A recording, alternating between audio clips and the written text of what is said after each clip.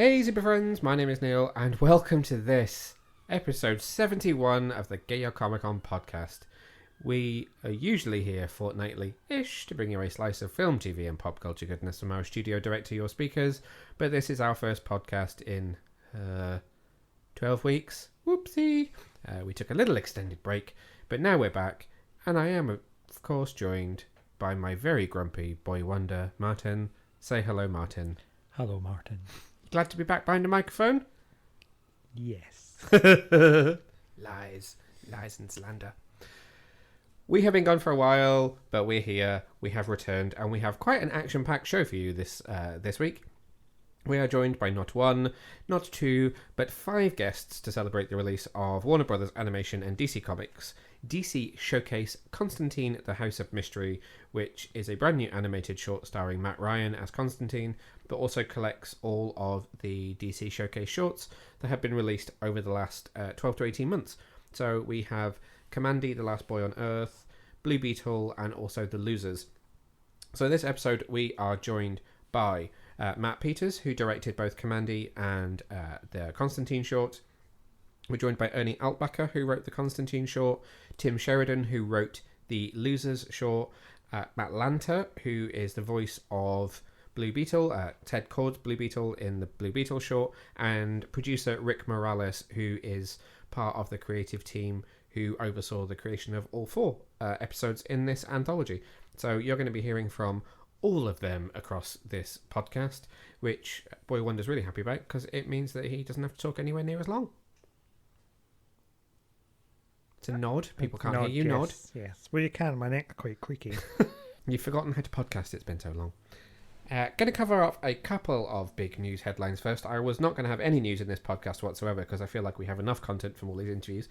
But we had some rather big news in the last kind of week or so. So let's start with the quietly confirmed, but on Twitter rather than big kind of usual fanfare, announcement that Sex Education's Ncuti Gatwa is taking over as the 14th Doctor from Jodie Whittaker and will be the new Doctor Who. How do we feel about this? You love a bit of sex education? Yes, the TV show. Yeah. Yes. Right. No, very excited. If anybody's been watching 10% on Amazon Prime Video, the English language version of Call My Agent, then you might have realised that Martin has, for some reason, taken on a whole load of mannerisms from several of those characters, and he won't stop saying things like, yes, right, yes. Well.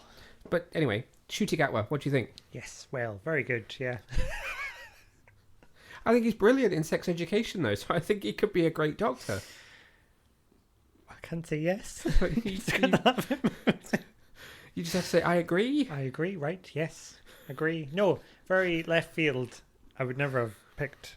I would never have called it. So it was only because it had kind of sort of been semi-confirmed because, this is the thing. I'm sure it was probably all on purpose, but he'd put up an Instagram story with 2 hearts and a blue box, which Russell T Davies had replied to and kind of said the bright star of the future, or kind of like the bright future is beginning. So people suddenly jumped on the, oh my god, is Ncuti Gatwa now going to be the Doctor? And then the BBC confirmed it in a tweet. So whether that was an accident or not, I don't know. Maybe someone in the press had started to hear about it. Last night here in the UK, it was the TV BAFTAs, and Ncuti was nominated for an award for sex education and was also presenting an award as well. So maybe they were just worried that he was going to be asked about it on the red carpet if some of the press had started to hear about it. Apparently he's been cast for several months now. He's known since February, so he's been keeping it quiet. So I guess maybe it was a quick, let's put something out before someone asks the question and it all doesn't end up getting announced properly and it's already out there. But he begins, so they start shooting season 4 of Sex Education, and I think it might even be this week or next week. So I think he has to do filming on that, and will then, towards the end of production on Sex Education, be doing double duty because they have to start shooting what I think will be a special, which will be his first full episode as Doctor Who. So the next episode of Doctor Who is a feature length that will premiere later this year, and that's part of BBC's centenary celebrations, and that's Jodie Whittaker's last episode. Presumably there'll be a fill-in shot somewhere where she will transition into him. I've forgotten the word. Regenerate. She will regenerate into him, but that's normally when you get to see that person kind of not directed by the person who's maybe going to be their showrunner, not in their costume yet. He'll be in her costume, having just regenerated. So that will happen later this year, and then I think either Christmas New Year special, early next year will be his debut as the Doctor. So I think that's actually really exciting. And obviously Russell T Davies is back as well. So you have the originator of contemporary Doctor Who with a very contemporary new Doctor. Maybe we'll get some good Doctor Who. Hopefully. It's been interesting reading reactions from people online, because I think you and me have both struggled with Jodie Whittaker as the Doctor. I've struggled with Doctor Who for years now. I still struggle with some of Matt Smith. I still struggle with some of Capaldi, even though I like both of them. And I've really struggled with Whittaker. I like her, but I don't feel like the writing on it has been very good at all. And no, I don't like it. The reaction online is quite interesting. I first expected to see a whole load of just either anti-woke or racist stuff in response to him, but actually I have to say I've searched pretty hard over the last 24 hours, and I've only really found one tweet that was overtly like, oh great, another black Doctor. Well, not because obviously you've got the other universe Doctor that is a Doctor from before, the lady that where Jodie Whittaker ran into herself and learned there was more identities. Yeah. You've had her, but obviously this is the first time we've had a black lead, and I expected to see more of that, but I didn't really see any of that kind of hatred. But what I was also surprised by was the number of people tweeting that they in some way wished that Jodie Whittaker had stayed on for another season and had a season of her being written by Russell T Davies, because people feel like she deserves a chance to have some great writing. Which, I mean, it's no slight on Chris Chibnall. I'm sure there are fans of his writing. It just hasn't worked for me. So I'm excited to see a new Doctor and Russell T Davies back behind the helm. In Wales? So it is, I mean, it's Bad Wolf, which is the production company that came out of the group that he worked with on his years as Doctor Who. So I don't know. It would be nice if it was. I think they're going to... I have a feeling that Bad Wolf has a purpose-built studio that it uses that is in Cardiff, so I would imagine it might shift back that way. We should have to wait and see. I mean, we've not finished Flux or the last special. No, I think we'll just give up, really. We might just come back into it when it shooty starts. And then the other big news is the cancellation of 2 of the CW's main Arrowverse shows. So Batwoman ended with the end of Season 3, will not return for Season 4, and Legends of Tomorrow cancelled at the end of Season 7, will not return for Season 8, which means that the only shows now which are, in theory, in the universe that was set up by Arrow are The Flash, which will be coming back for Season 9 later this year, and Superman and Lois, which will be returning for Season 3. We do also have Naomi, that's fate undecided at the moment and wrapping up its first season, and Stargirl will air its 3rd season in summer, and hopefully, fingers crossed, we'll get a full season. Production is underway on the pilot episode of Gotham Knights, which does come from some of the writers and producers of Batwoman, but not in the same world. That will potentially, presumably, get a series pickup for later this year, depending on how they feel about the pilot. But thoughts on losing 2 Arrowverse shows? I mean, I could do without The Flash. So you would have preferred to have lost another show to Legends? Yeah, could I swap Legends for The Flash? I feel the same. I would quite happily see Flash run off into the sunset and have more Legends. We have not yet seen Season 7 of Legends of Tomorrow. We're up to date to the end of Season 6, but haven't seen Season 7. But I know that they introduced, I'm going to forget his name, but the guy from Scrubs. Booster Gold? As Booster Gold. I know, I can't remember the actor's name. And I saw someone tweet at one of the showrunners and say, well, clearly you asked DC for Booster Gold, and they went, well, you're fucking cancelled anyway, so have him. And the showrunner actually replied and said, no, actually, we turned to DC and said, it looks like the CW may not pick us up. We'd like to introduce another character to help boost the ratings. Could we have Booster Gold? And DC said, we don't want you to end. And both DC and Warner Brothers immediately signed off and said, Booster Gold is yours. Do what you want. I mean, it's all well and good that he can say that. It means nothing now, but that's the way that he's telling the story, at least. I am very sad about Legends. I think Legends is an excellent show that could run for a very long time. I'm sad that Sarah was the only one left from the original cast, but I still think that there was mileage in that storyline. I'm in mixed... I've got mixed feelings about Batwoman ending. What are your feelings on the end of Batwoman? I mean, I think the show was just doomed to begin with, really, wasn't it? Yeah, I think it was, and it's sad because I actually think season 3 was a good series of television. It had a shorter episode count, so it had a tighter story. They, yeah, they sidestepped around Batman villains in that, like, the trophies had been kind of taken from the Batcave, and it meant that, like, someone was infected by Killer Croc's tooth, someone was infected by Clayface, and it was never quite it's Clayface. It's almost like Birds of Prey with it's Clayface's son. It was like they became even more Batman adjacent, but they did it really well, and they had their kind of proto Joker in Marcus, Ryan's half brother, but that ended quite well. And I mean, the season ended. Spoilers for anybody that's not seen it, because they're only showing 7 episodes on E4, and they don't seem to plan to show the rest of the season. But it ended with a huge fight between this kind of proto Joker and Batwoman on a blimp, when he was going to blow up several canisters of Joker toxin and basically melt everyone in the city because he'd managed to get them out into the street.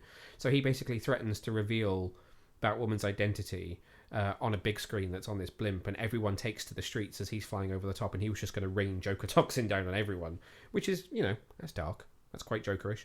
And then she manages to fly it away, dumps it on a kind of almost like the Narrows type area, and there's still people there, and it ends on a cliffhanger with some kind of skeletal hand clawing away at the screen, and that was kind of a hint for what might happen next.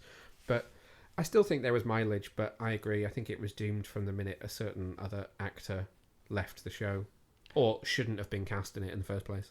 Well, I mean, it's just, if you're going to do it right. Don't do all this. We're in Gotham, but we're not going to talk about anything in Gotham. It'll be villain adjacent. Which is why I think that really it's been axed in favour of Gotham Knights, because do you want 2 shows set in 2 different Gothams on the same network? Probably not. Same writers, so they'd be splitting duty between 2 shows, and you've already allowed, if we're to believe what, the casting size and stuff, that there will be Robins and Nightwings and Spoiler and Bluebird, and yes, so the only set photo I've seen is a gravestone for Bruce Wayne, and the idea is he's dead and they're learning to cope in a world without him. But that doesn't necessarily mean that it's not just one of Bruce's I'm deep undercover and therefore have had to fake my own death scenarios. But clearly they're allowing themselves to be a bit more Batman adjacent. Again, one of the characters is Joker's daughter. Dula Dent's going to be in it. So you've already got actual connections to the Joker. Harvey Dent is in it as well. The guy that played Castiel, the angel in Supernatural, is Harvey Dent in this show. So you've already allowed your other show that's from the same kind of production team to have a hell of a lot more connections than the show you already had running. So I feel like the age of the Arrowverse might be over, and we're looking at more of a sort of individual, different Earths, different takes, but with more access to characters. I mean, even Superman and Lois has never acknowledged anything other than Diggle's appearance and a couple of passing references. I know we've not seen the final season of Supergirl, or no, we've seen the first few. Like the final episode of Supergirl, she goes on TV to the world, does the whole like glasses off. I don't know if that's actually what she does, but comes out to the world that Kara Danvers is Supergirl, which you would think would be on TV show, like on TV sets, then seen in Flash and Superman, where it's like, oh god, the world now knows who she is.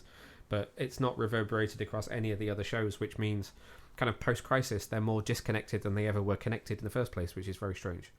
Like, you all came together to fight the crisis, and now you're all so far apart that you don't even really acknowledge each other. Strange. That's just families.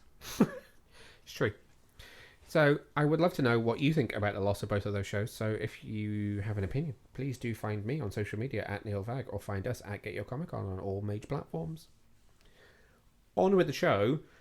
Now, we have a good 40-50 minutes of interviews which are going to be coming up in the next few minutes, which I will kind of introduce and talk a bit about each one as we go. But before we do talk with all of these wonderful creators about the DC Showcase shorts, I wanted to get your opinion on this new Constantine short, because you are a big Constantine fan. You are a Matt Ryan fan. You have interviewed Matt Ryan on this very show. And he is back after a year of playing a different character on Legends in the final season. He's back as Constantine. This is a kind of epilogue to Justice League Apocalypse War, which came out in 2019, I want to say. So what did you think about House of Mystery? I really liked it. Yeah? So it clocks in at 26 minutes, so it's kind of like an extended short. Most of the shorts are 12 to 15 minutes. But the kind of major short that anchors one of these collections is always a little bit longer. So this one clocks in at about 26 minutes. And it's kind of like a Groundhog Day in hell for Constantine after his idea to reset the multiverse at the end of Apocalypse War. Good to have Matt Ryan back as Constantine. I think so. He's the definitive Constantine of our age. Yeah. Which is something that I talked about with Matt and with Ernie, so the director and the writer, which you'll hear in a minute. But I agree. I think when I read Constantine, or if I'm consuming a piece of Constantine media, then Matt Ryan's is the voice I'm going to hear. Do need to go back and watch his show. He needs his own series again. Yeah. I do feel like he says shite a lot in this short. I know, it's a bit... There's not really like an English Cockney word, really, is it? You'd expect me to say it when we're back home. What the shite? Yeah, I suppose. I don't know. We talked a lot about Matt and how he approaches the character because he's been playing him for 10 years now, pretty much at this point. And they were saying that they work with him and that they allow him to kind of say if a line doesn't feel like something Constantine would say, or if he feels like there's something that Constantine is more likely to say because he's played him so long. But you can just feel how he probably just walks in and is Constantine in the vocal booth when he does it. But it's interesting.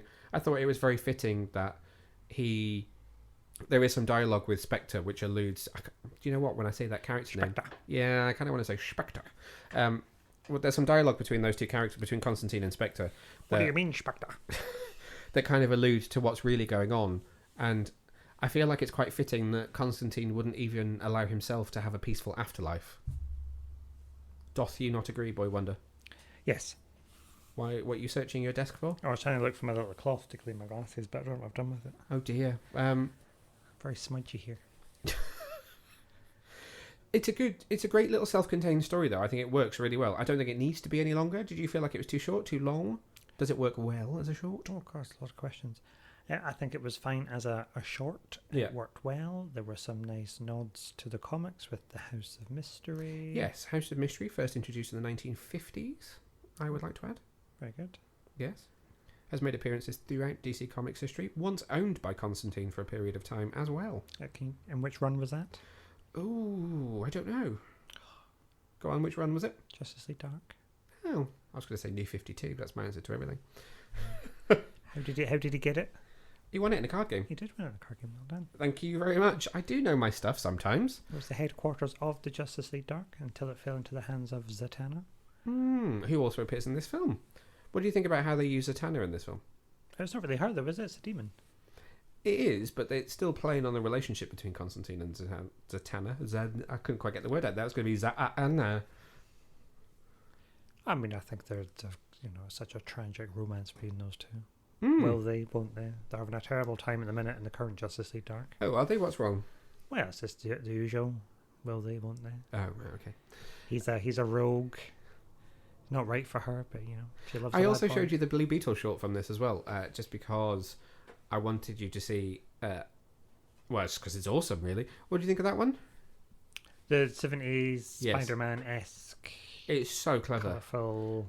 The amount of detail they went to show the lack of detail that you would have had in the 70s is amazing. So stuff like there's a scene where Ted Kord finishes talking and the other character starts talking, but Ted Kord's mouth is still moving.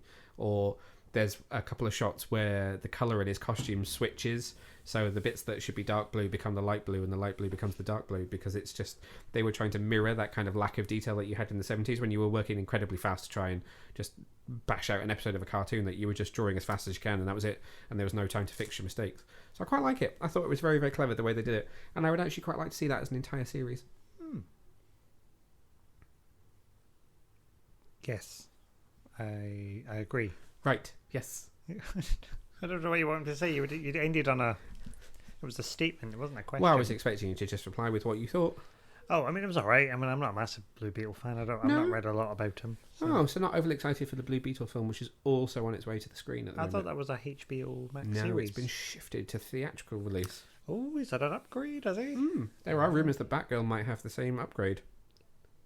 I thought she was a film. No, she's HBO Max. Is it Both series? Blue Beetle... No, it's TV... Blue Beetle and Batgirl were both announced as movies for HBO Max, but Blue Beetle has been upgraded from kind of like streaming movie to theatrical release movie, and there's now talk that Batgirl might also get a little bump in budget to go from streaming movie to theatrical. Oh, so then that's less worry about pushing back release date if it's just going to be streamed. In theory, yeah. It's still got Michael Keaton in it, which is confusing for those who've not seen Flash, that no one will have until June of next year. Well, yeah, I suppose. We don't know how much is in it. It could be a setup. You just don't know. Well, it's true. I mean, the only times that he did any... We're talking about Batgirl. We're supposed to be talking about these showcase shorts. The only time he was spotted on set was in flashback filming, so... There you go. Anyway, I digress. So, before we get down to these interviews, you would recommend DC Showcase Shorts Constantine, House of Mystery? Yes, I would, yes. Very good. Final thoughts? If you don't watch it, why not? It's only 24 minutes. 6 minutes. I mean, it's not a lot of time. You could have, that's a lunch break. That is a lunch break. If you're working from home. It's stunning animation in 4K as well. I'd only seen... So I've seen it 4 or 5 times because I was going through, making sure I was prepped for interviews. But I was watching like a screener version from the studio with watermarks and stuff, and it wasn't even HD. So to see it in full 4K, it's quite a beautiful animation. Yeah, and if you like that, go and watch the other one, City of Demons. That's a good shot as well. Yeah, I quite fancy going back and watching City of Demons again. Anyway, let's crack on with the interviews. So first up, I had a chance to talk to both the writer of Constantine, The House of Mystery, Ernie Altbacker, who also co-wrote Justice League Dark Apocalypse War, and Matt Peters, who directed both the Constantine short and the Kamandi Last Boy on Earth short. He also worked on Apocalypse War. I really struggled with saying Apocalypse War for some reason. So let's listen to both of those interviews first. Do you know, I found my thing. You found your cloth. Well done. I found my cloth. Over to the interview. Hi, Matt. How are you doing? Doing well. How are you? Yeah, I am very well, thank you. Thanks very much for taking the time to chat with me today. Sure. So diving straight in, the House of Mystery calls back to such a huge moment for Constantine from the end of Apocalypse War. It's kind of that moment that he refers to as the first truly noble thing that he's ever done. Was that a moment that was something you wanted to revisit after having kind of co-directed Apocalypse War? Actually, it was Christina Soda and I co-directed War, and we wrapped up. We shook hands. We felt we did a good job. We told James thanks for everything. We ended it. We honestly thought that was the end.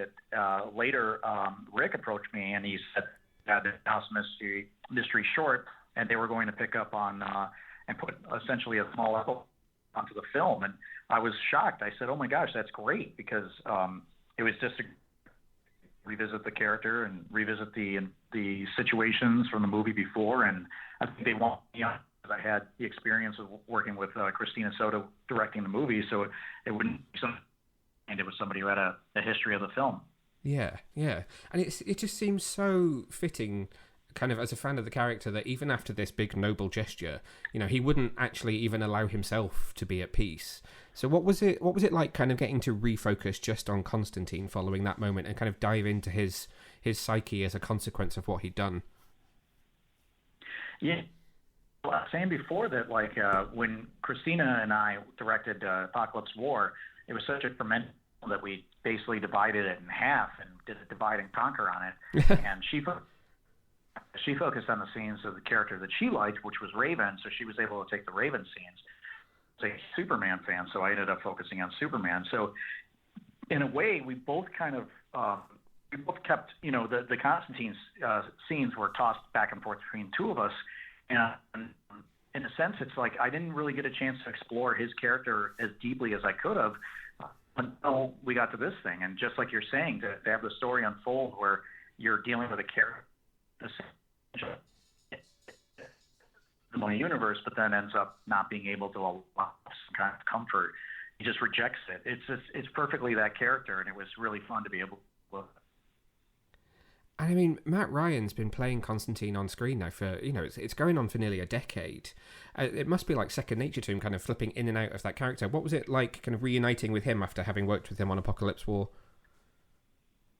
Oh, it's always great. It's just, we get to dance and just watch that guy go to town, and he is just an inescapable talent. He loves he's just a sweet person to work with. So it really, our voice director is the one who's doing both the heavy and getting the scenes that we want and everything. But for us, it's we get to work as like fanboys. We get to sit and listen to him perform and get an opportunity just to say hello to him. What we think he's doing. So it's kind of like it's just a treat. I mean, it's just like and devote so much time and attention and so many years to the character. It's just really fantastic to see him kind of continue that on. Yeah, you touched on it slightly there, but obviously you worked with voice director Wes Gleason, who is somewhat of a legend in the DC animated universe. What's the working kind of process like when you have, you know, yourself as the director and then you have a voice director working with the actors as well? Well, Wes is an absolute delight. He's fun. He's just like, he always keeps the spirit like and fun to work with all the different actors and things. And the best thing about it is he really likes to keep both Rick and myself while we're in there. And he reads the script thorough, backwards, forward, up and down from every angle. Got a great idea of how to approach the drama and things, and it just really helps those actors. But he's also got his ear open to both Rick and myself. So we'll be sitting there listening and making sure that it's like, okay, well, is he in the right setting? Is he in the right state of mind? And sometimes we'll pick up on a line read, and we're like, we think maybe it's a little bit more like this. And he always takes it, and it's always looking for that opportunity to explore. It's such a, you think it's just an opportunity, being a line, you know, multiple times, but you find a variety, and Wes always makes it fun, and he'll explore and try to do different things to make it feel like they're having fun with it. It's just experience all around. And I think something that a lot of people will take away from this film as well is Robert J. Krall's score. It's outstanding. I keep rewatching the end credits for that piece of music. I mean, what was that like for you when you first got to hear back this kind of Halloween-esque, amazing theme tune that he's constructed for this? Yeah, well, for me, what happens is as soon as I'm done on direct, close up shop for me, and they move me on to the next project. So what always happens is, and it goes into all the stuff after, like putting in the music, and Rick is there supervising it.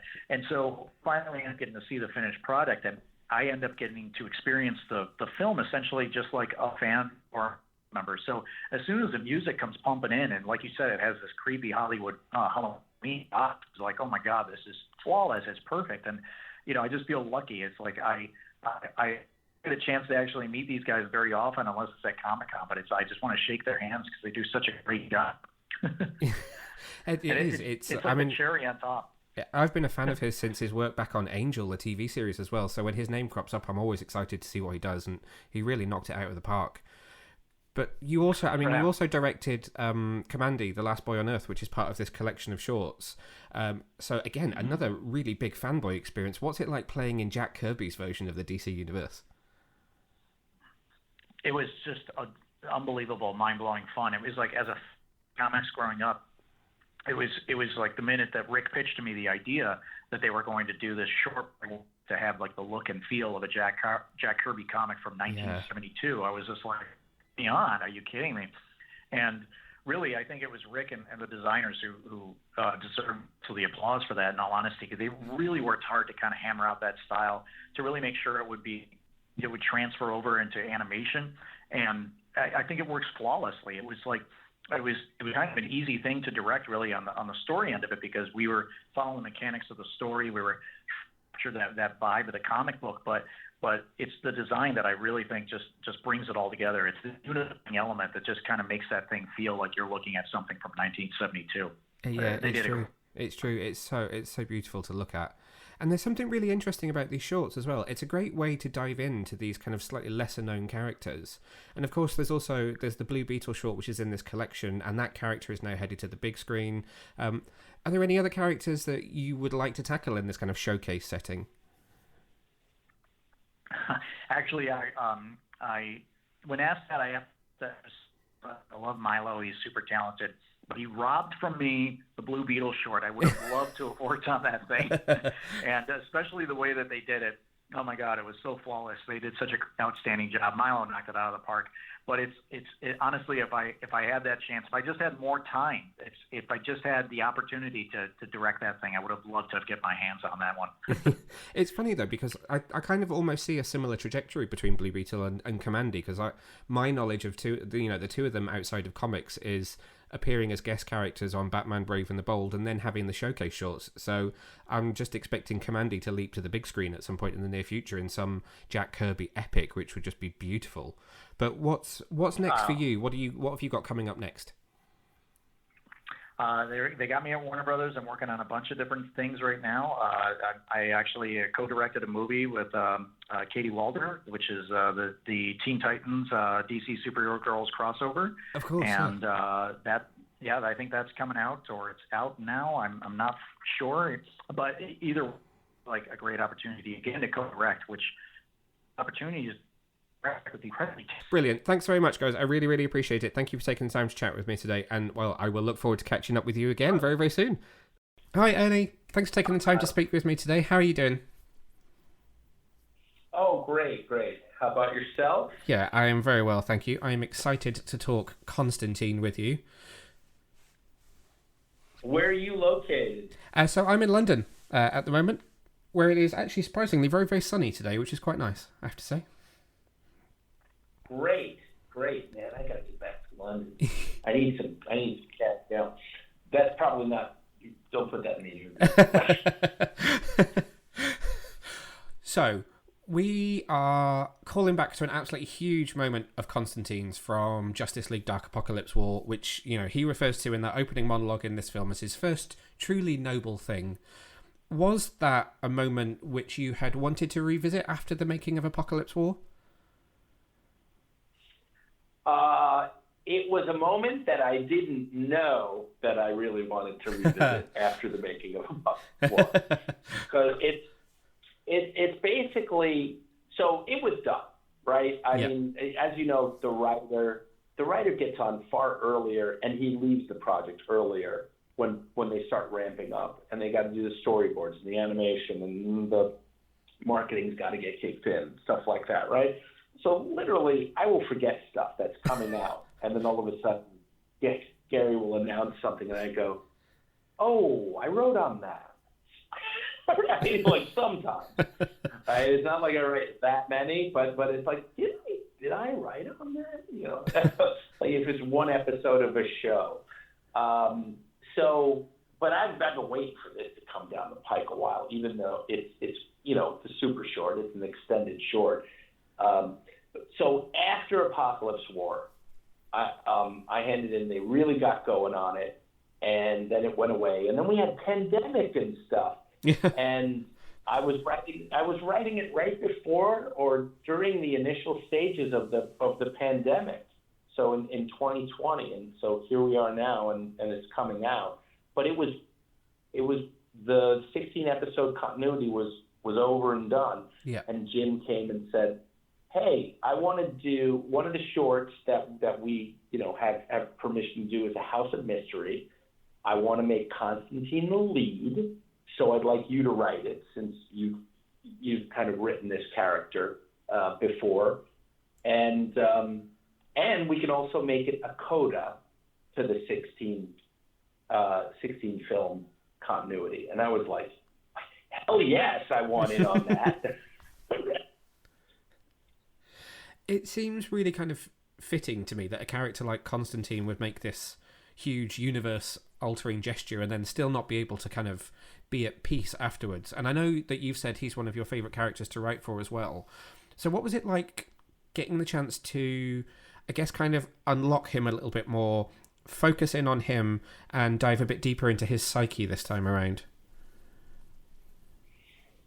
Oh, well, I mean, I've said a bunch of times that Constantine's one of these bastards with a heart of gold, right? But usually, because he does some sort of huge a-hole move, he's not a sympathetic character. Like you could be Chaz, his really good friend, and suddenly Chaz is eaten by a demon because Constantine's off doing something else or just getting drunk. and you're like, I don't feel sorry for Constantine. This was a unique opportunity to try and get sympathy for this bastardy character, for this anti-hero. Yeah. Make people feel sorry, like that no one should have to go through this. And I relished that chance, Neil. I can hear it in your voice, I can tell. And then I suppose actually kind of building on that then, was it still important to make sure that he had an emotional connection? So I suppose there's still a focus on the relationship that he has with Zatanna. So amongst all of that chaos and the kind of horror of it all, there's still a kind of emotional connection and a weight that's there. Was that something that was important to still include in there to help bring that sympathy to the character? Well, yeah. I mean, the great thing is, so in Justice League Dark, it was a major subplot line, was the Constantine Zatanna. Why can't these crazy kids be together, right? Yeah. And then there was a little more of it in Apocalypse War, but you got to juggle plot lines of Lois and Clark, and Batman and Catwoman, right? And Harley and Green Arrow, you know. It was a lot. So in this one, it's mostly Constantine. And the main subplot is Constantine and Zatanna, to see what their alternate lives, you know, with kids, stuff like that, would be. And it wouldn't have fit anywhere else. You wouldn't got a chance to even do it. So I thought that was really fun. I mean, I think I like that one. I really like writing the ships, you know? Yeah. It's whatever I can put in some sort of romantic thing or a love triangle. I love doing that. And but I think I like the Constantine Zatanna one even more than Batman Catwoman, because Constantine and Zatanna have like history where, we screwed up and a bunch of our friends were torn apart by demons. Not Batman and Catwoman do not have that on the weight of that on their relationship, you know? Yeah, that's true. They're like, we are just different. We are different people. I like doing crimes, but I'm not going to kill anybody. I'm not going to kill anybody either, but I don't like that you're doing crimes. This is like, we fucked up, and a bunch of innocent people died because we let demons out. Like, that's tough. Try getting over that, you know? That's true. I've not thought about it like that before. That's a very interesting perspective on it. That's I will look at that with fresh eyes the next time I watch it. Well, it's like they're perfect for each other, but early in their relationship, they screwed up, and it led to actual deaths, including the whole Astra thing. Small girl gets sucked into hell. I feel like that's on their relationship, you know. So that is like, this guy's bad news. He's no good for me. But they love each other. Still, they know they're perfect for each other. They're both on the magic side. Hers is pure, you know. His is like this kind of gutter mage type. He's like the bad boy from the wrong side of the track. She's magical royalty. It's Romeo and Juliet, baby. It's great. Except with just about the same amount of deaths of their friends. You just touched on it a little bit there, but you kind of mentioned that with a film like Apocalypse War, you have this huge number of characters, and you've got all these different subplots that have existed across all of those previous films that you're trying to tie up. So how different is it when you're approaching something that is more focused on a single lead character? What's the difference in kind of writing that sort of project? Well, I really like the juggling aspect of some of these movies, and I have gotten to do lately, you know, with Injustice and stuff. I've had to do it, you know, varying rates of skill, let's say.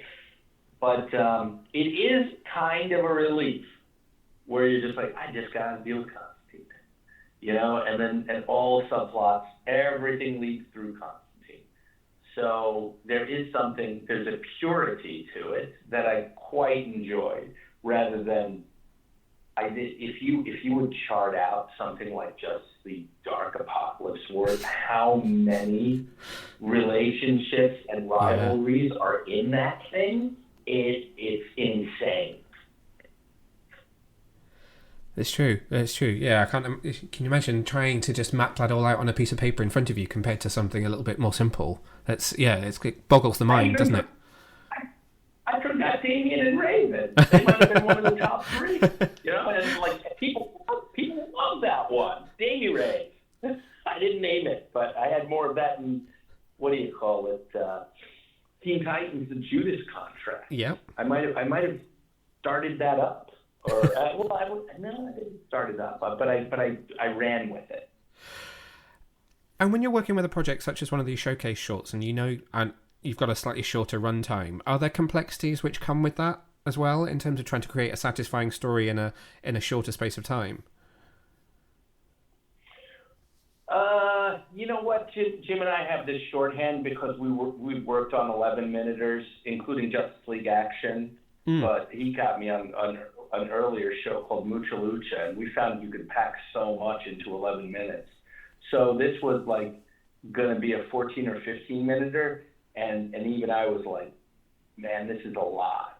This is a lot. And then it changed that we got to be the extended short in 24 and 25, and then it was like, well, now no problem. Now let's jam it in even more and leave that problem with the animators. Like, here you go. Try and get all this in. And not only did they get everything in, they put even more stuff in. So they really did such a great job, Rick and Matt. And all the others that worked on. I mean, it's like crazy. The talent that they have in the storyboarding and the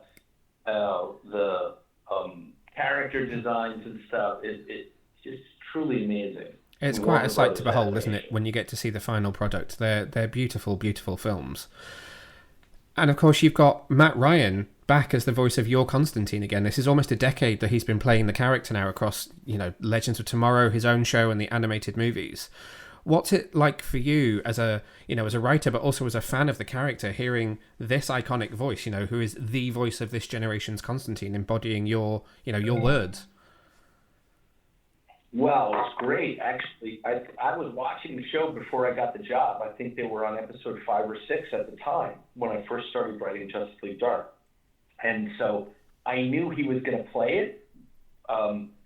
So I he informed my version of Constantine a lot. And then once I saw him do it live, he actually came in the trench coat, and it was awesome. Oh, wow.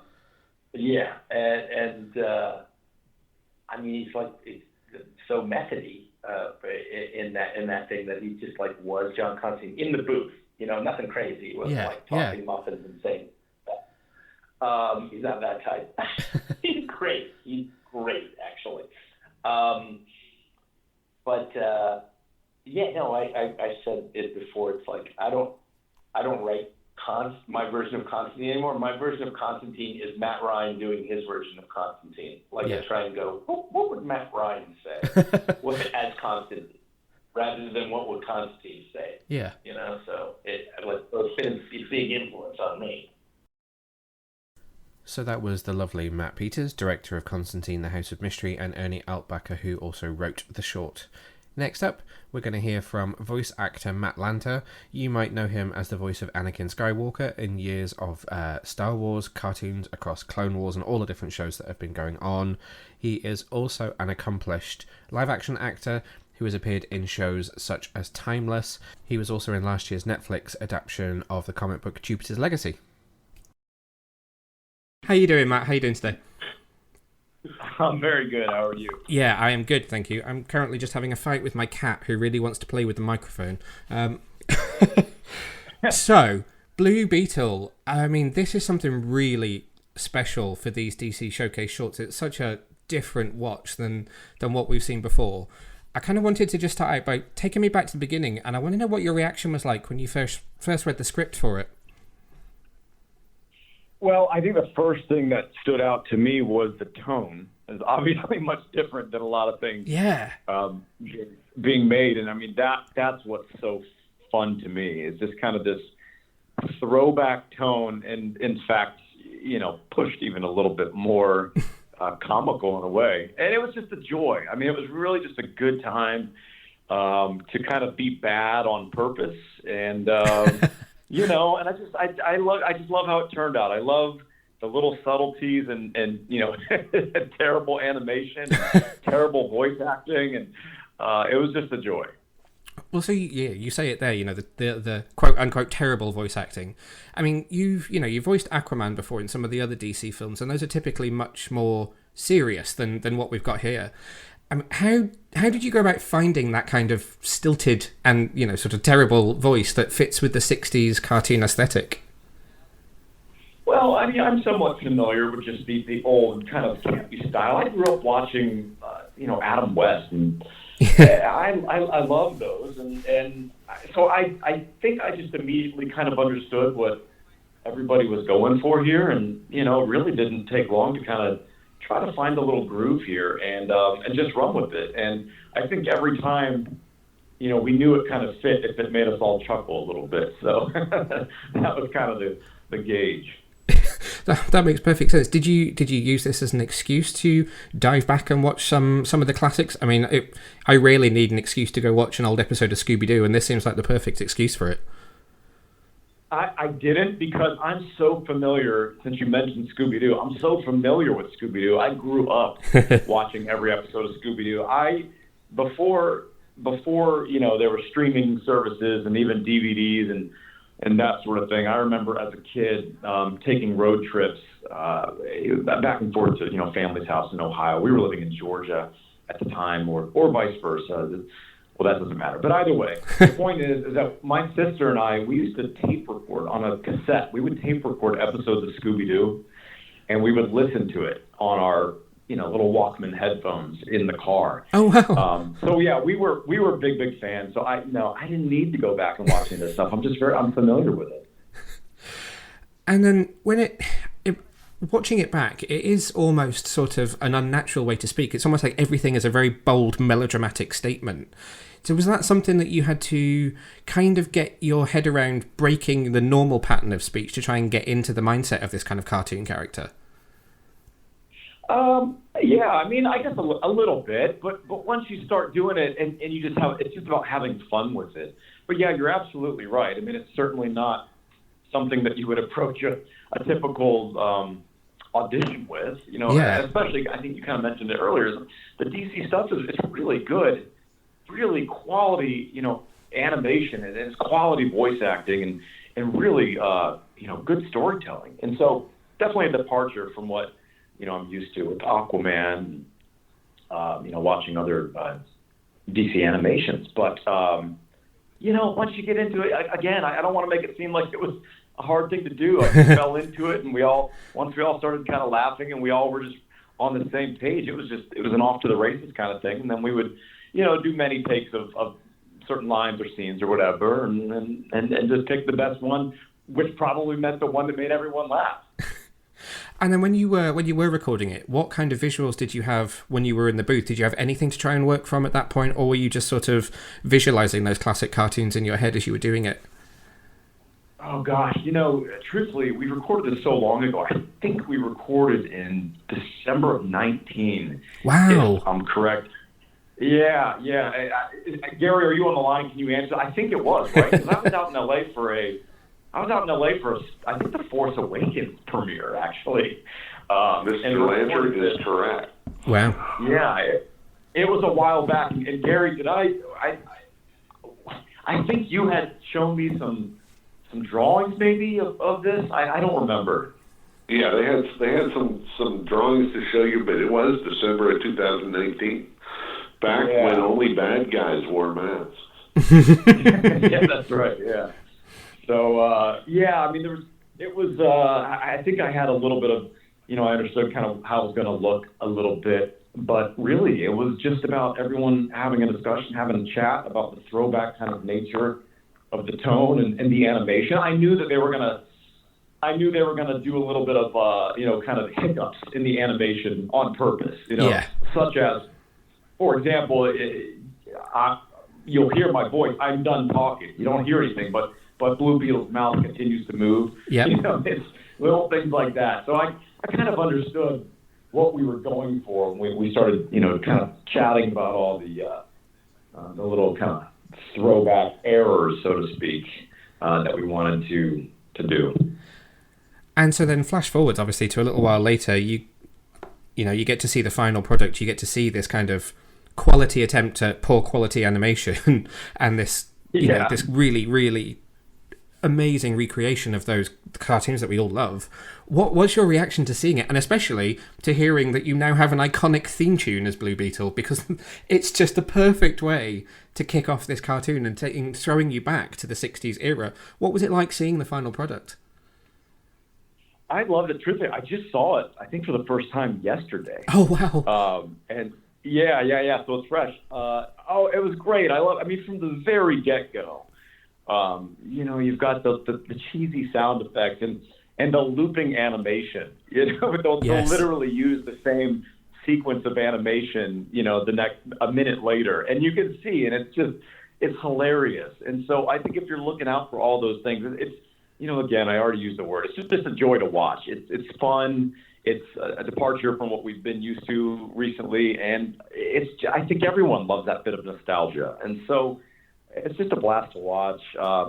Me as a voice actor, I always, no matter what it is, I always pick on myself. So there's always things I would, want to do different, or wonder, I'd love another hack at that line or something, But hey, it is what it is. It was really fun, and I'm happy to be a part of it. I would love to do more, honestly. I'd love to do a whole series on this Blue Beetle, just because I think it'd be a blast to do. I don't know if it would have sustainability or not, as far as people want to, tune in week to week or, on a streaming service. But man, I'd love to.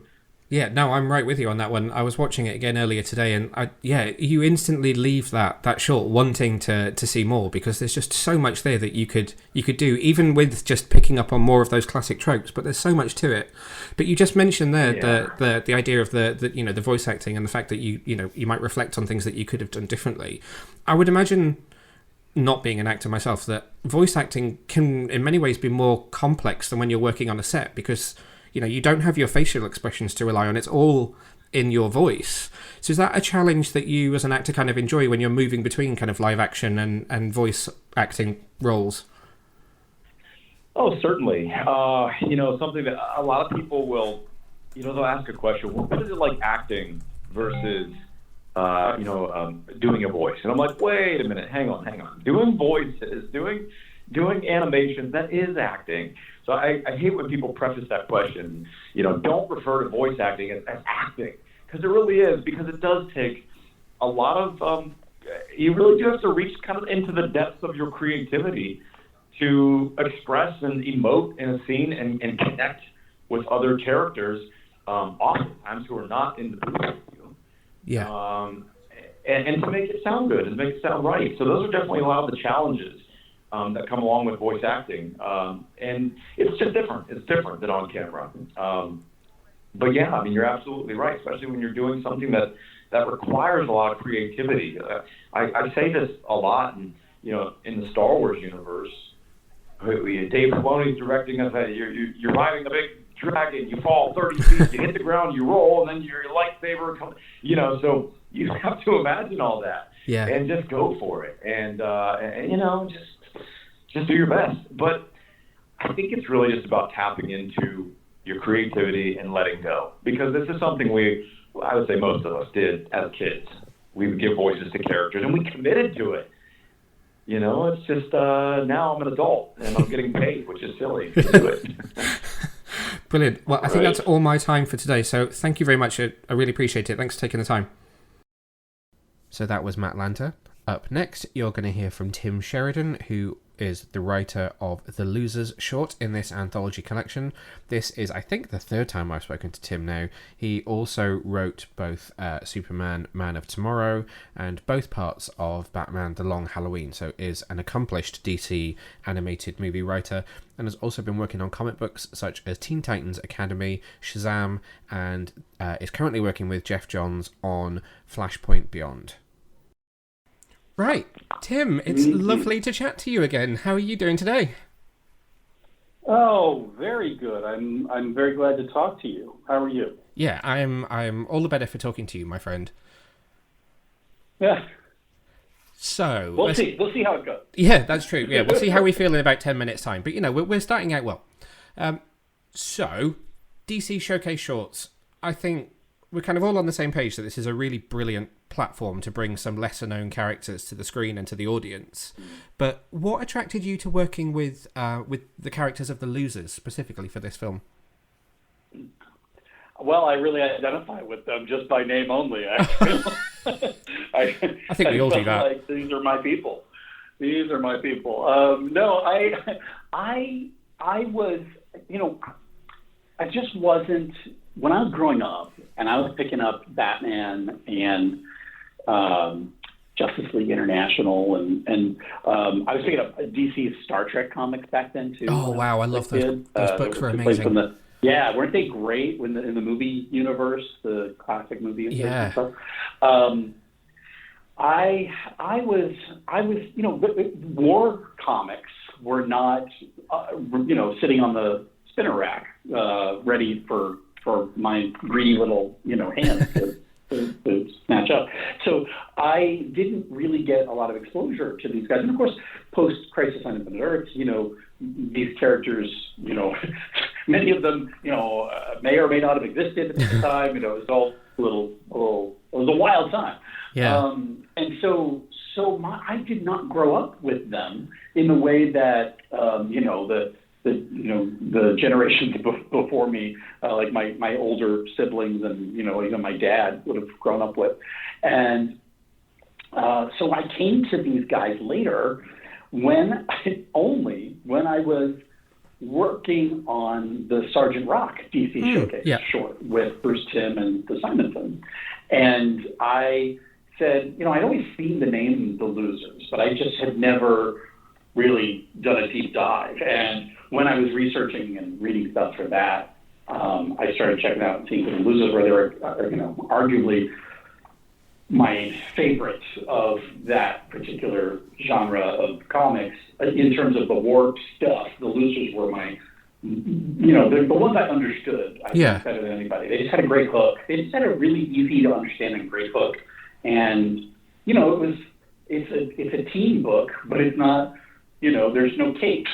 So I would have, if I picked these up when I was a kid, I might have, I don't know if I would have taken to them without the capes. I don't know. I'm not sure. But as an adult, getting to read them, understanding that, you can take or leave the capes, but it's about the teen dynamic. The characters and relationships. And that's really what makes, things like Justice League and all the stories in the DC universe, the Teen Titans, makes them so interesting and so compelling. And so The Losers has all of that and had all of that. So there's this great foundation of relationship and character and storytelling and this great team with a really cool hook about these guys who are the last survivors of doomed missions all brought together, and they're doing, trying to get, keep trying to survive and to do something good and to win one. So I think that that was kind of, it sparked my interest when I was doing that research on Sergeant Rock, and then when Jim Crean called and said, "Hey, what do you think about doing a short with The Losers?" Because I know he's a big fan of The Losers. And I said, that sounds like a lot of fun. Let's do it. Although there is something really daunting about introducing characters who people aren't really familiar with, who are huge characters. So there's a segment of people who love and know these characters of comic book things. And then there's a lot of people who just don't know who they are at all. Yeah. And so putting them on screen for the first time is, it's a very daunting task. And with only 15 minutes to do it is, I was about to mention that actually, because obviously, and we know you've written for TV, animated TV shows before, where your runtime is kind of closer to that sort of 20-22 minutes. But when it's a kind of a standalone short like this, is there an added complexity to trying to tell a well-rounded story, particularly with a group of characters as well? Yeah, exactly. Like if this had been one character, that amount of 15 minutes, I can do a lot of damage in 15 minutes. I can But when you put a team on the page, it can get much more difficult. I mean, this is something I've learned the hard way with Titans Academy at DC Comics, which I've been doing, which we're just wrapping up now. But it was, it's hard enough to do one team, but I kind of created a book that had 3 different teams, maybe 4. And so there were just so many characters and only 22 pages an issue to really tell the story. So it came to me very quickly that this was almost an impossible task for someone who hadn't worked in comics before, which was where I was. But so it's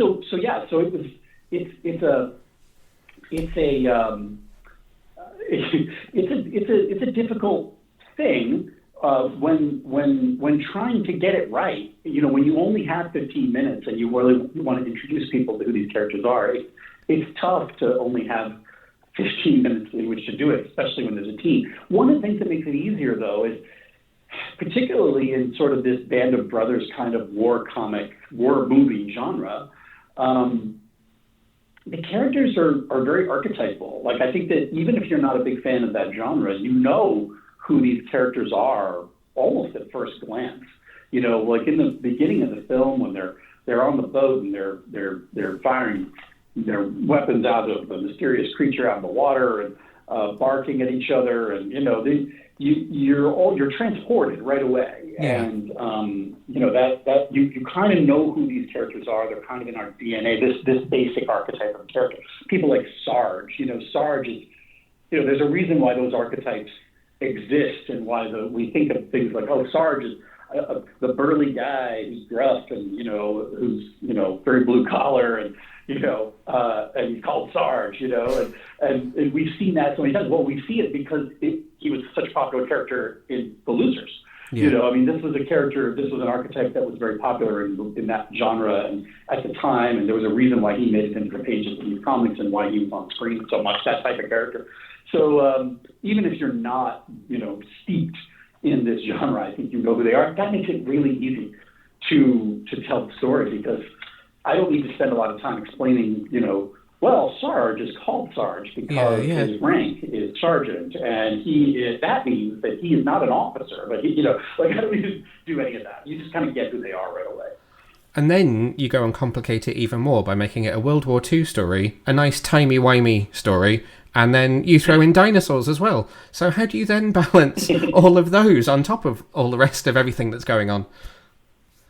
Well, see, this is where the comics part of it comes in. Because, look, we're not just making a war movie, right? So, when you read these books, these stories, there are often these fantastical sci-fi, horror, all sorts of elements. There's other genres. There's mystery and romance. There's all sorts of genres that sort of come together into these, war books and war movies throughout the ages. And that, in the way that Dinosaur Island in this story is like a nexus between time and space and realities and things, we kind of sort of hint at that.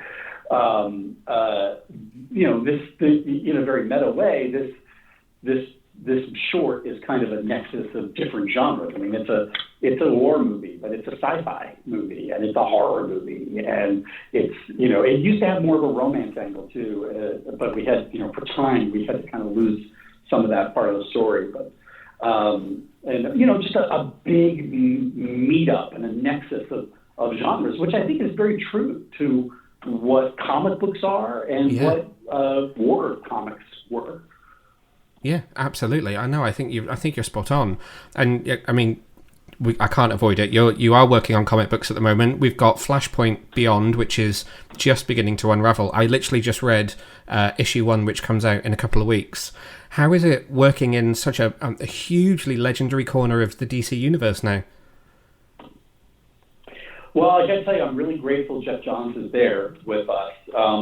Jeremy Adams and I, we had some ideas and we said, to DC, we're like, look, we don't really want to do this unless Jeff is, cool with us doing something that takes place in Flashpoint. I mean, this was a thing that came, out of his brain, and DC talked to Jeff, and who I didn't know.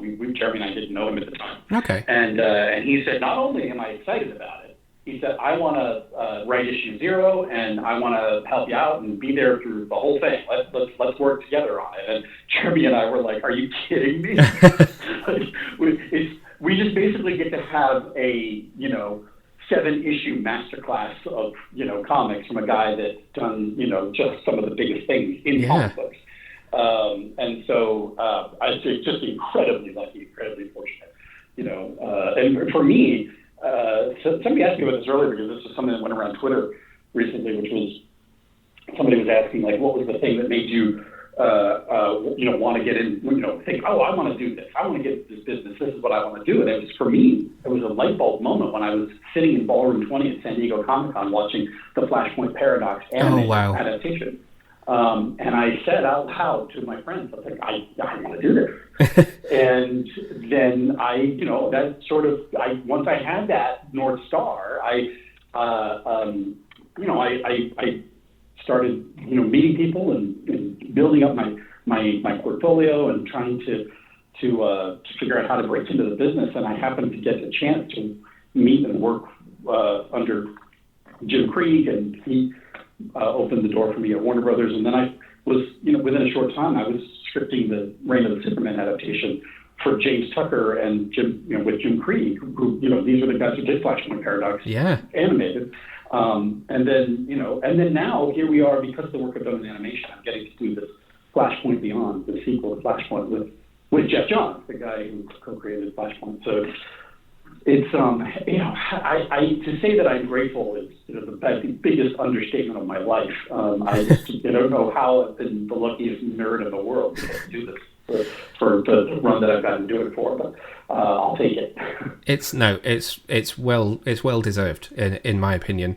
But what else is coming up for you at the moment? What else? I know you normally can't answer this question, but I always ask it anyway. But what else do you have coming up at the moment? No, I can't say anything. I think Flashpoint Beyond, besides the Teen Titans Academy is wrapping up. Issue 14 is out today as we're recording this, or as we're talking to each other. Today, as we're talking to each other, the 14, and then there's one more issue next month, issue 15, and then that book is being retired. And then Flashpoint Beyond runs for, I think, through October monthly. So that story will spin out across DC. And then otherwise, I'm working on a bunch of stuff in TV right now. But none of it I'm allowed, I can talk about at this point. But I think you'll be hearing about one of those things soon, possibly within the next month. There'll be an announcement. Yeah. Oh, I'm intrigued to know more. Then I'm going to have to keep an eye out. Well, brilliant. Thank you very much for taking the time to chat with me again today. And until next time, I look forward to catching up with you again. Thanks again to Tim. It's always lovely to chat to him. I really hope to catch up with him in person one day. And now, last but very not least, you are going to hear from Rick Morales. So we've spoken to Rick on this show before when we were doing one of the Mortal Kombat animated movies, when we were doing press for that. Rick is an accomplished animation producer, and his work goes across all 4 of the movies in this anthology. So it's over to Rick. Hey Rick, how are you doing today? I'm doing good. How about yourself? Yeah, I am very well, thank you. Thanks for taking the time to chat with me today about this very exciting collection. Just want to start kind of at the beginning. I mean, these showcase shorts they're such a brilliant way to shine a light on some lesser known and kind of characters that maybe need a bit of love and some time in the spotlight. But how do you, kind of, as producers, how do you decide which characters you want to focus on when you're looking at what to kind of do in the next batch? Well, so when I got brought into it, when they approached me, it was already sort of in Jim Krieg's head what the anchor was going to be, and that was the Constantine film, and the sort of epilogue that is to Apocalypse War. So he kind of had an idea for that already. And we knew we wanted to do 3 more. So then it began the conversation of like, well, what characters would we be interesting, would we be interested in doing, and what would we find sort of fun for us to work on. And it just kind of starts sort of informally like that. Kamandi was a character that's, I think a lot of people have had an interest in trying to bring to the screen at Warner Brothers Animation for a long time. And so his name came up almost immediately, and it felt like, well, you know what? Now we've got these shorts. This would be the perfect place to kind of see what we can do with that. And then Blue Beetle, I've always been a big fan of the Ted Kord Blue Beetle. Yeah. Just loved him from Justice League International, and just I've always been a fan of his relationship with Booster Gold. I always thought that was really fun. And so that came up, and then it sort of morphed into, well, what if it were the Charlton heroes? And I was like, oh, that's kind of fun, And then we started talking about the question, and then it just the way that story kind of developed, it felt very time specific. Yeah. Once we started talking about the characters that we would use and the Ditko influence and all that, and as soon as it sort of became a Charlton thing and Ditko's name was mentioned, I was like, well, if we're doing that, we should totally do it as an homage to, the 60s cartoons that we watched in rerun. Yeah. Because I'm not that old. In rerun when I was a kid. Yeah. And that were so important to us, Super Friends and Spider-Man, and so when I said that, Jim Krieg is a huge fan for the old Spider-Man show, and in fact he did a student film that I was completely unaware of when I mentioned this, that was a take on the Spider-Man stuff in live action. That's really fun. Yeah. So but I don't know if he wants me telling that to everybody, but I have. And his eyes just lit up, and it was like, yes, let's do that. And so we went down that road with it, and all of it kind of came, pretty organically, and there's not like a lot of pressure coming from executives or DC into like, these have to be the characters that we want to showcase, and it has to be this version, and so it's just they gave us a lot of freedom to choose. Wow. That's great that you've got that creative freedom as well, so that you can explore the areas that you're interested in, rather than kind of being pigeonholed into something that maybe your focus wouldn't necessarily have been on.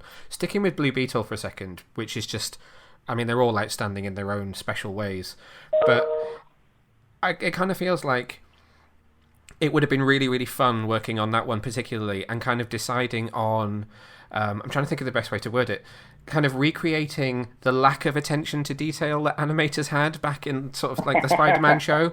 I mean, how far did you feel like you could push it? I mean, you've got the moments like, Blue Beetle isn't speaking any dialogue, but his mouth is moving. The colours switch around, so they're in the wrong order. How fun was that to work on?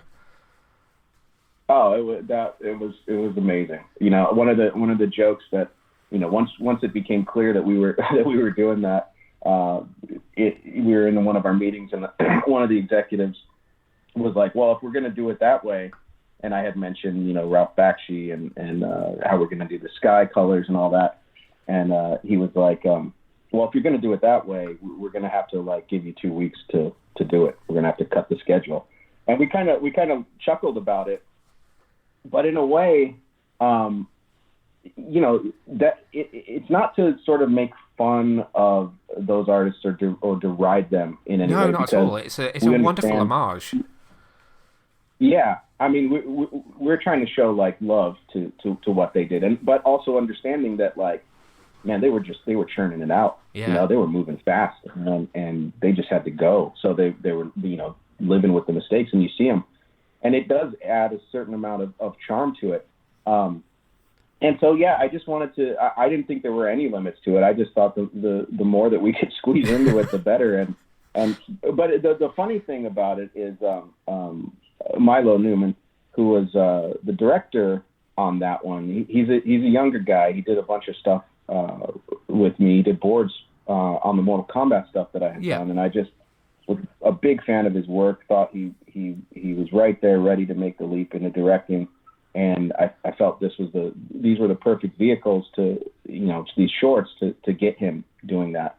But then it's funny because here's a younger guy that maybe wasn't as familiar with these 60s sort of cartoons, and I remember like at first it's like, well, I'm like, that's shot too well. Like we have to kind of mess up the composition and it was sort of like everybody was kind of like, really? Wow, because you're working with younger guys. A lot of these storyboard artists were younger and not really maybe fans the way that Jim Krieg and I were of some of this stuff.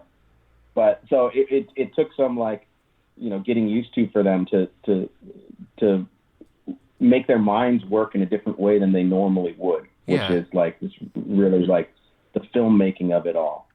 And what corners they needed to cut as far as like the amount of animation, the amount of acting that's happening with the characters. And so yeah, but I think once Milo got on board with it, once he and it happened very quickly. Once he understood, okay, I get it. Then he just had a lot of fun with it, and just contributed a lot of great ideas to the short. And then you hop on over to something like The Losers, where you have this brilliant mix of different genres. You have the World War II aspect, you've got the dinosaurs, you've got the time travel, and you've also got a more of an ensemble cast rather than a kind of a solo lead. Do you have to kind of pare things back a little bit when you're trying to construct a story for the shorter runtime, especially when you've got multiple characters in there? Does it become more complex when you're working with a shorter runtime? I'm sorry, I missed you kind of cut out there on that first part of the question. Could sorry, what I was just saying was when when you're working with the shorter runtime, do you have to kind of try and think about simplifying things to a certain degree to try and make sure that it works because you've got less time to tell your story? Yeah. I mean, absolutely. That's the challenge. I mean, the great thing about these shorts is, as you said, it gives you an opportunity to explore characters that might not get the spotlight put on them normally. Yeah. But it also limits the amount of time that you can spend with them. So I think the key to it, what we try to do was like, you have to distill them down to their most pure essence, in my view. And so it's like with The Losers,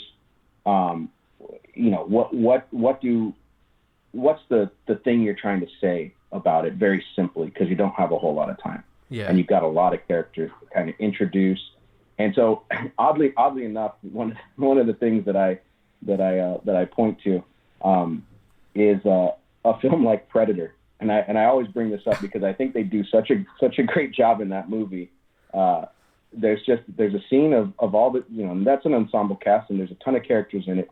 And yeah, they're kind of cartoonish, but there's a scene with them in the chopper, and they're heading towards the jungle, and you spend a tiny bit of time with them, and in that time, every single thing that you need to know about those characters. They're little moments, it's just them sort of spitting on the shoe, and so to me, it's like we kind of have to do that. Like, how does Sarge react in this situation? Like, that's going to tell you everything that you kind of need to know about this character.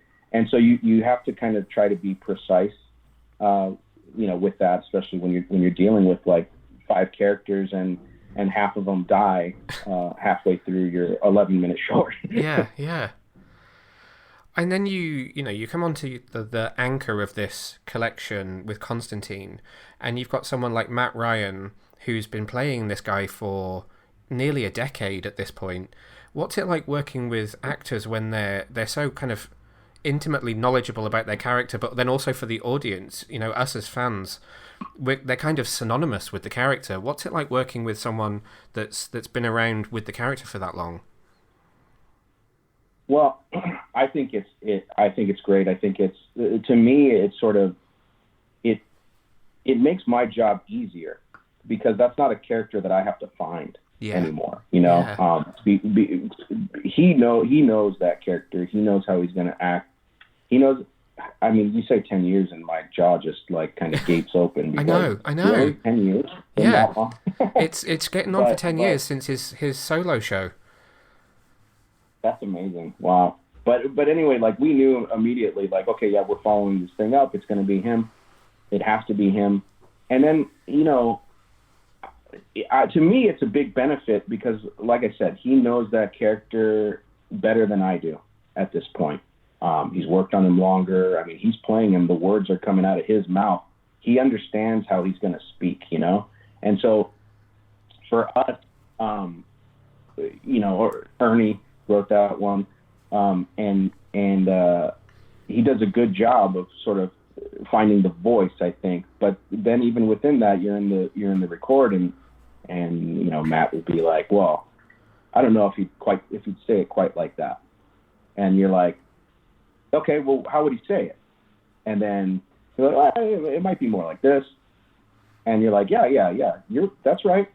Go for it. You know it. You know what I mean? So it's sort of, and it's the same thing with like, when I've done Scooby stuff and I've worked with those actors, and it's like, you got Frank Welker, and he's like, he's done, he's played Fred forever, and he's played Scooby for the longest time, and it's like, if he tells you, like, I think Scooby's talking a little too much here, I'm going to listen to that. I'm going to hear him, because he's got a really good sense of it after, 25, 30 years, whatever. Now, I know you might have some of the future shorts maybe in the pipeline already, but I just wanted to ask you if there are any characters that kind of spring to mind that you would like to see take the spotlight in any future DC Showcase shorts.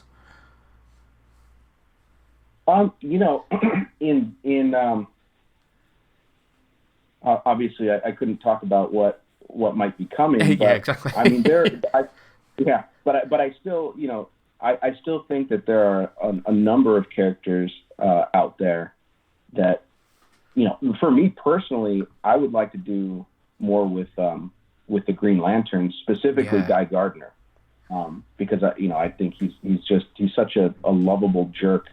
And he's kind of showed up a little bit here and there, but he's never been the focus of anything. And I feel like, that's something that he's a character that we could sort of get into. Yeah, that would be really interesting. But yeah, I mean, yeah. So there's a ton of them, and I know Jim's got a bunch, in his back pocket that he'd love to see as well. There's a lot of fun ideas in the DC universe, of course. There certainly are. And what else are you working on at the moment? What else is coming up for you? Well, I'm probably lots that you can't talk about. What can I talk about? Yeah, I mean, listen, there's more. I'm working away on some stuff, but I don't think we're ready to announce it yet. But when it is announced, it's stuff that I am very, very excited about, and some of the best work that I think I've ever done in my career. So that's very exciting. I look forward to hearing all about it.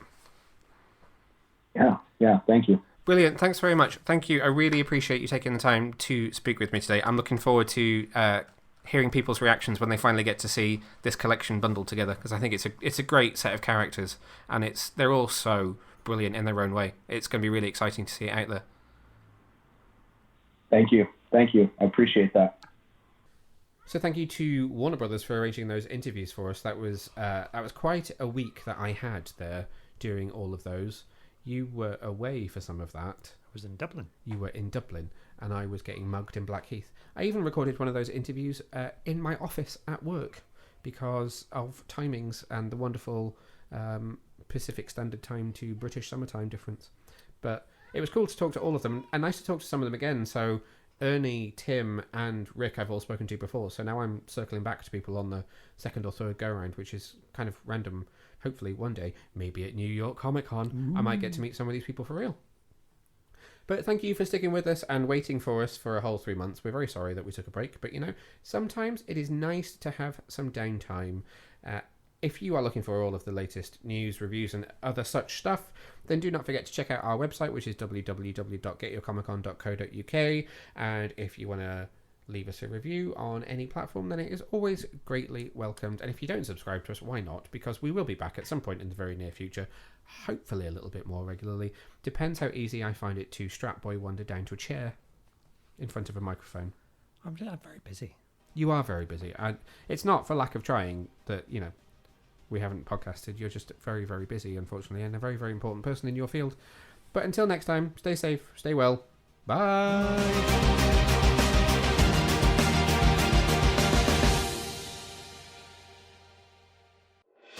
Thanks for watching, Super Friends. If you enjoyed this video, then make sure to hit the subscribe button just down below and hit the bell so that you can get notified whenever we release brand new videos. In fact, there's 2 more waiting for you to watch right here below. So what are you waiting for?